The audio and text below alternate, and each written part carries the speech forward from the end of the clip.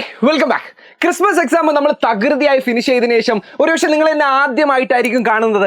ഇന്ന് ഞാൻ വന്നിരിക്കുന്നത് നമ്മുടെ ഇംഗ്ലീഷ് പബ്ലിക് എക്സാമിന് നമ്മൾ സ്ഥിരമായിട്ട് ഫേസ് ചെയ്യുന്ന ഒരുപാട് പ്രശ്നങ്ങളും ആ പ്രശ്നങ്ങൾക്ക് വേണ്ടിയിട്ടുള്ള ഏറ്റവും എഫക്റ്റീവ് ആയിട്ടുള്ള കുറച്ച് പ്രശ്ന പരിഹാരങ്ങളുമായിട്ടാണ്.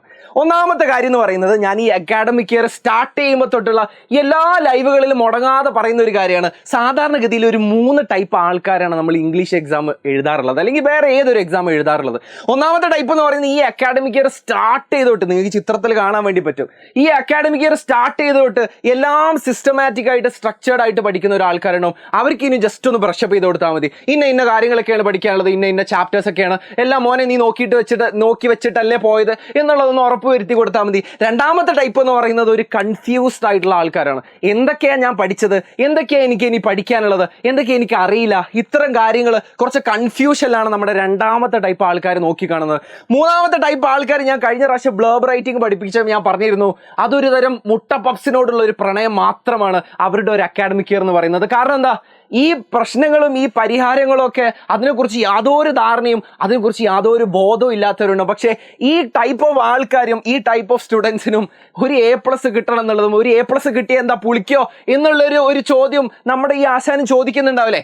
അതുകൊണ്ട് തന്നെ ഞാൻ ഇന്ന് പ്രധാനമായിട്ട് പറഞ്ഞു തരുന്നില്ലേ, ഇനി നിങ്ങൾക്ക് 4 ദിവസമേ ഉള്ളൂ. ഈ 4 ദിവസം കൊണ്ട് നിങ്ങൾ ഇനി മല മറിക്കുക എന്നുള്ളതല്ല ഇവിടുത്തെ ഉദ്ദേശം. 4 ദിവസം കൊണ്ട് പ്രാക്ടിക്കലായിട്ട് നമുക്ക് റിയലിസ്റ്റിക് ആയിട്ട് ചിന്തിക്കാം. ഈ 4 ദിവസം കൊണ്ട് ഏറ്റവും പ്രാക്ടിക്കലായിട്ട് ഏറ്റവും റിയലിസ്റ്റിക് ആയിട്ട് നമുക്ക് എത്ര മാർക്ക് വാങ്ങിച്ചെടുക്കാം, ഏറ്റവും എഫക്റ്റീവായിട്ട് ഏറ്റവും ഏറ്റവും കൂടുതൽ മാർക്ക് നമുക്ക് എങ്ങനെ വാങ്ങിച്ചെടുക്കാം എന്നുള്ളതിൻ്റെ കുറച്ച് സ്ട്രാറ്റജികളാണ് ഞാൻ പറഞ്ഞു തരുന്നത്.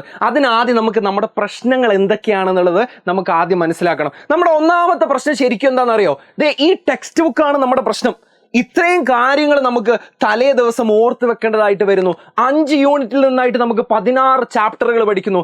ഇത്രയും ചാപ്റ്ററുകൾ പഠിക്കണം, ഇത്രയും പോയിന്റുകൾ നമുക്ക് ഓർത്ത് വെക്കണം, അതിലുള്ള ക്യാരക്ടേഴ്സിന്റെ പേര് ഓർത്ത് വെക്കണം, അതിന്റെ റൈറ്ററുടെ പേര് ഓർത്ത് വെക്കണം. സോ ഇത്രയും കാര്യങ്ങൾ ഓർത്ത് വെക്കുക എന്ന് പറയുന്നതാണ് നമ്മുടെ ഒന്നാമത്തെ പ്രശ്നം എന്ന് പറയുന്നത്. രണ്ടാമത്തെ പ്രശ്നം എന്താണെന്നറിയോ, ഇത് മാത്രം ഓർത്ത് വെച്ചതുകൊണ്ട് മാത്രം കാര്യമില്ല. കാരണം ഇതുവരെ നമ്മുടെ ഒരു എക്സാമിനും നമ്മളോട് ചാപ്റ്റർ സമ്മറി ചോദിച്ചിട്ടില്ല, ഇനി ചോദിക്കൂല, അങ്ങനെ നിങ്ങൾ വിചാരിക്കും വേണ്ട. പക്ഷെ നമ്മളോട് ചോദിക്കാൻ വേണ്ടി പോകുന്നത് ഡിസ്കോഴ്സുകളായിരിക്കും. ഈ ഡിസ്കോഴ്സുകളിൽ നമ്മൾ സ്ഥിരമായിട്ട് കാണുന്ന പോലെ പോയം കമ്പാരിസണോ, പാനൽ ഡിസ്കഷനോ, ലെറ്റർ, റൈറ്റപ്പ് എന്നൊക്കെ പറയുന്ന തലങ്ങും ഒരുപാട് ഡിസ്കോഴ്സുകളായിരിക്കും നമ്മളോട് ചോദിക്കുക. സോ ഡിസ്കോഴ്സുകളുടെ ഫോർമാറ്റ് നമ്മൾ ഓർത്ത് വെക്കണം. ഇതാണ് നമ്മുടെ രണ്ടാമത്തെ പ്രശ്നം എന്ന് പറയുന്നത്. നമ്മൾ ചിലപ്പോൾ ടെക്സ്റ്റ് ബുക്ക് അങ്ങനെ വിഴുങ്ങാൻ ചിലർക്കൊക്കെ പറ്റിക്കൊള്ളുന്നുണ്ട്. പക്ഷേ ഈ ഡിസ്കോഴ്സുകളിലാക്കി അതിനെ മാറ്റി എഴുതുക എന്നുള്ളതാണ് രണ്ടാമത്തെ ചാലഞ്ച് എന്ന് പറയുന്നത്. അവിടെ കൊണ്ട് തീർന്നില്ല. നമ്മൾ ഇടയ്ക്കിടയ്ക്ക് ഈ ഒരു ക്വസ്റ്റ്യൻ പേപ്പർ എടുത്ത് നോക്കിക്കഴിഞ്ഞാൽ അതിൽ പുട്ടിൽ തേങ്ങ ഇടുന്ന പോലെ ഇങ്ങനെ reporting speech, if clause, cohesive device എന്നൊക്കെ പറഞ്ഞിട്ട് വേറെയും ക്വസ്റ്റ്യൻസ് വരും. സോ ഇത്രയും കാര്യങ്ങൾ ഓർത്ത് വെക്കുക, ഒരൊറ്റ ദിവസം കൊണ്ട് ഓർത്ത് വെക്കുക. ആ തലേ ദിവസം പഠിച്ചതൊക്കെ അടുത്ത ദിവസം പോയിട്ട് എഴുതി ഫലിപ്പിക്കുക എന്ന് പറയുന്നതാണ് ഏറ്റവും ചാലഞ്ചിങ് ആയിട്ടുള്ള കാര്യം. അതുകൊണ്ട് തന്നെ ചിലരൊക്കെ പഠിച്ചു പോയാലും ഇല്ലേ, അവർക്ക് എല്ലാ കാര്യങ്ങളും അറിയാമെന്നുണ്ടെങ്കിലും ഇല്ലേ, അവർ എക്സാം ഹാളിൽ ഇരുന്ന് അവരുടെ കൈവിറക്കും, സമയം മാനേജ് ചെയ്യാൻ പറ്റാതെ വരും. അതാണ് നമ്മുടെ നാലാമത്തെ പ്രശ്നം എന്ന് പറയുന്നത്. കൃത്യമായിട്ട് സമയത്തിനെ ഉപയോഗപ്പെടുത്തുക എന്നുള്ളതാണ് നമ്മുടെ നാലാമത്തെ പ്രശ്നം. ചിലപ്പോൾ ചിലർ എല്ലാം പഠിച്ചു പോയിട്ടുണ്ടാകും, പക്ഷെ 6 മാർക്കിന്റെ ക്വസ്റ്റ്യൻ വിട്ടുപോയി സാറേ, 4 മാർക്കിന്റെ ക്വസ്റ്റ്യൻ വിട്ടുപോയി സാറേ എന്ന് സ്ഥിരമായിട്ട് നമ്മൾ കംപ്ലൈന്റ് കേൾക്കാറുള്ളതാണ്. അപ്പൊ ടൈം മാനേജ്മെന്റ്, സമയത്തിന് കൃത്യമായിട്ട് ഉപയോഗിക്കുക. ഓരോ ചോദ്യത്തിനും എത്ര വെച്ച് എഴുതണം, എങ്ങനെ ഇത് ആദ്യം ഏത് ചോദ്യം എഴുതണം, അതിന് എത്ര പോയിന്റുകൾ എഴുതണം എന്നുള്ളതിനെ കുറിച്ച് കൃത്യമായിട്ട് മനസ്സിലാക്കുന്നതാണ് നമ്മുടെ നാലാമത്തെ പ്രശ്നം എന്ന് പറയുന്നത്.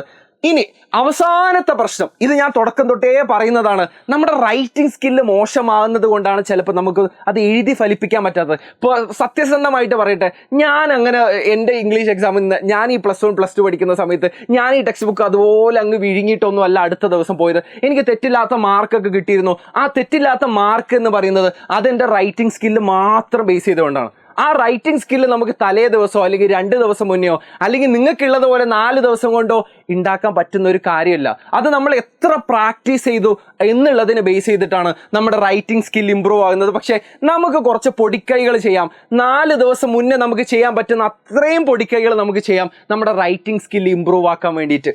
ഇനി പ്രശ്ന പരിഹാരങ്ങളാണ് ഞാൻ നിങ്ങളോട് അവസാനമായിട്ട് പറയുന്നത്. ശ്രദ്ധിച്ചിരുന്നോ, ഇത്രയും പ്രശ്നങ്ങളുണ്ട്. ഞാൻ പറഞ്ഞല്ലോ, ഇത്രയും പ്രശ്നങ്ങൾ നിങ്ങൾ each and every student face ചെയ്തിട്ടുള്ള പ്രശ്നമായിരിക്കും. കാരണം ഞാൻ നേരത്തെ പറഞ്ഞു 3 ടൈപ്പ് അപ്രോച്ചുകളുണ്ട്. ഒന്ന് മുട്ട പഫ്സിന് വേണ്ടി മാത്രം ക്ലാസ്സിന് വരുന്നവരുണ്ടാവും, ഒന്ന് കൺഫ്യൂസ്ഡ് ആയിട്ടുള്ള ആൾക്കാരുണ്ടാവും, ഒന്ന് സിസ്റ്റമാറ്റിക് ആയിട്ട് പഠിക്കുന്നവരുണ്ടാവും.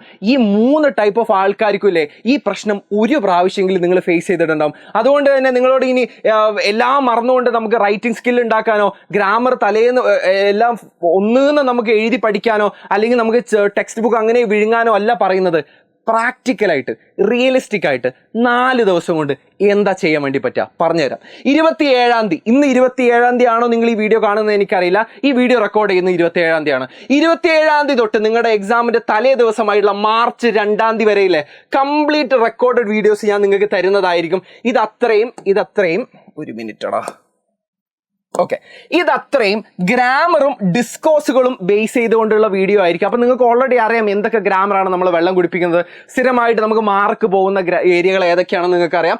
അതുപോലെ തന്നെ ഏറ്റവും ഇമ്പോർട്ടൻ്റ് ആയിട്ടുള്ള ഡിസ്കോസുകൾ നിങ്ങൾക്ക് അറിയാം. അത് ലെറ്ററും ഡയറി ഒന്നുമല്ല. ഇവിടെ നമ്മൾ ഒരുപാട് പുതിയ ഡിസ്കോസുകൾ പഠിക്കുന്നുണ്ട്. ഇവിടെ നമ്മൾ job application, resume, travel log, അല്ലെങ്കിൽ എന്താ പറയുക live TV report, blurb writing എന്നൊക്കെ പറഞ്ഞിട്ട് ഒരുപാട് ഡിസ്കോസുകൾ പഠിക്കുന്നുണ്ട്. അതായിരിക്കും നമ്മുടെ ഫോക്കസ് എന്ന് പറയുന്നത്. ഇനി 1-ാം തീയതി മാർച്ചിലെ രാവിലെ 9 മണിക്ക് നിങ്ങൾ ഇങ്ങോട്ട് പോന്നോളി. കാരണം ഇവിടെയാണ് നമ്മൾ കംപ്ലീറ്റ് ചാപ്റ്റർ സമ്മറി ഞാൻ നിങ്ങൾക്ക് പറഞ്ഞു തരുന്നതായിരിക്കും. അതിൻ്റെ കൂട്ടത്തിൽ തന്നെ നമ്മൾ ഈ നേരത്തെ ഡിസ്കസ് ചെയ്തിട്ടുള്ള ഡിസ്കോസുകൾ, അതിൻ്റെ കൂട്ടത്തിൽ നമ്മൾ എല്ലാ ഡിസ്കോസുകളും കംപ്ലീറ്റ് ഡിസ്കോസുകൾ നമ്മളിവിടെ ഡിസ്കസ് ചെയ്യുന്നതായിരിക്കും. ഇനി 1-ാം തീയതി മാർച്ച് തന്നെ ഒരു വൈകുന്നേരം 7:30 അല്ലെങ്കിൽ ഒരു രാത്രി 7:30 മണിക്ക് നിങ്ങൾ പോന്നോളി. അപ്പം ഞാൻ നിങ്ങൾക്ക് പറഞ്ഞു തരും എന്ത് ഓൾ ഗ്രാമർ, എല്ലാ ഗ്രാമറും, അത് എത്ര ചെറുതായിക്കോട്ടെ എത്ര വലുതായിക്കോട്ടെ, അതിൽ റിപ്പോർട്ടഡ് സ്പീച്ച് ഉണ്ടാവും, അതിൽ ഇഫ് ക്ലോസ് ഉണ്ടാവും, അതിൽ കൊഹീസീവ് ഡിവൈസുകൾ ഉണ്ടാവും, സകലമാന ഗ്രാമറുകളും അന്നത്തെ ആ ഒരു ലൈവിൽ ഞാൻ തീർത്ത് തരാം. അതിൻ്റെ കൂട്ടത്തിൽ ഇത്രയും ആയിക്കഴിഞ്ഞാലില്ലേ നിങ്ങൾ എക്സാമിന് പ്രാക്ടിക്കലി, ഞാൻ വീണ്ടും പറയുന്നു, പ്രാക്ടിക്കലി നിങ്ങൾ ഈ എക്സാമിന് നിങ്ങൾ റെഡിയാണ്. അതിന് ഇനി നമുക്ക് ആകെ ഇല്ലേ ഒരു ചെറിയ ഓൺ ദ കേക്ക് അല്ലെങ്കിൽ നമുക്കൊരു ഗാർണിഷ് ചെയ്യാൻ വേണ്ടിയിട്ടില്ലേ ഒരു 60 PYQ ക്വസ്റ്റ്യൻസ് ചെയ്യാം. ഏറ്റവും പ്രെഡിക്റ്റബിൾ ആയിട്ടുള്ള, ഏറ്റവും പ്രോബബിൾ ആയിട്ടുള്ള, ഏറ്റവും ഇമ്പോർട്ടൻ്റ് ആയിട്ടുള്ള ഒരു 60 ക്വസ്റ്റ്യൻസ് ഞാൻ പറഞ്ഞുതരാം. ഇത്രയും ആയിക്കഴിഞ്ഞാൽ നമുക്ക് പ്രാക്ടിക്കലി സംസാരിക്കുകയാണെങ്കിൽ നിങ്ങൾ ഈ എക്സാം എഴുതാൻ എല്ലാ തരത്തിലും റെഡിയാണെന്ന് നിങ്ങൾക്ക് ഉറപ്പിക്കാം. നിങ്ങൾക്ക് ധൈര്യമായിട്ട് എഴുതാം. ഞാൻ നേരത്തെ പറഞ്ഞിരുന്നു ചില കുട്ടികളൊക്കെ എത്ര പഠിച്ചാലും എക്സാം ഹാളിലിരുന്ന് കൈവിറക്കുന്നുള്ളത്. ഇത്രയും കാര്യങ്ങളിലൂടെ ഈ 4 ദിവസത്തെ ഈ പ്രോസസ്സിലൂടെ നിങ്ങൾ കടന്നു പോവുകയാണെന്നുണ്ടെങ്കിൽ അങ്ങനെ ഒരു പേടിയുടെയോ അങ്ങനെ ഒരു കൈവിറക്കലിൻ്റെയോ ആവശ്യം അല്ലെങ്കിൽ അങ്ങനെ ഒരു അവസ്ഥ നിങ്ങൾക്ക് വരില്ല എന്നുള്ളതാണ് ഞാൻ തരുന്ന പ്രോമിസ്. അതാണ് എൻ്റെ ഉറപ്പ്, അതാണ് എൻ്റെ വാക്ക് എന്ന് പറയുന്നത്. So all the very best മക്കളെ. നിങ്ങൾ ഈ ഒരൊറ്റ ലൈവും ഒരൊറ്റ വീഡിയോയും സ്കിപ്പ് ചെയ്യാതെയും മിസ്സാക്കാതെയും കാണുക എന്നുള്ളത് മാത്രമാണ് ഈ ഒരു അവസാന നിമിഷത്തിൽ നിങ്ങളോട് എനിക്ക് പറയാനുള്ള ഒരേ ഒരു റിക്വസ്റ്റ് എന്ന് പറയുന്നത്. So all the very best മക്കളെ. നമുക്ക് ഈ ലൈവുകളിലും നമുക്ക് ഈ ഒരു ഷോർട്ട് വീഡിയോസിലൊക്കെ നമുക്ക് കാണാം, വീണ്ടും കാണാം. All the very best. Thank you.